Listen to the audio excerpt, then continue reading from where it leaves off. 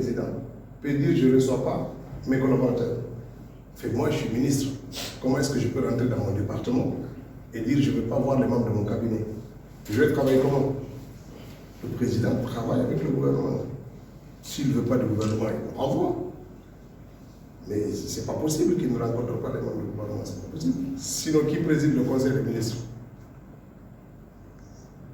Donc, nous rencontrons le président normalement.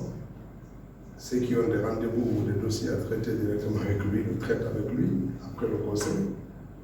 Mais le président n'est pas dans une disposition où il ne rencontre pas les membres du gouvernement. Ça, c'est la deuxième. Moi, j'ai même vu que le Conseil était virtuel.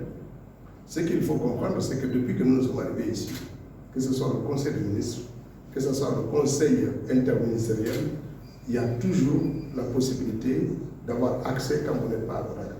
Le président a exigé depuis le début que tous les ministres prennent part au Conseil des ministres, où qu'ils soient. Donc on a une session virtuelle. Quand vous n'êtes pas ici, vous prenez votre tablette, vous vous connectez et on vous voit à l'écran et vous participez au Conseil des ministres. Nos collègues qui sont à Marrakech ou qui sont au Canada se lèvent, se connectent et participent au Conseil des ministres et défendent leur dossier.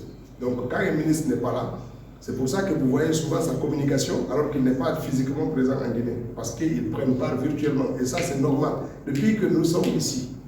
Donc peut-être que c'est ce qu'eux, ils découvrent pour dire que le Conseil est virtuel.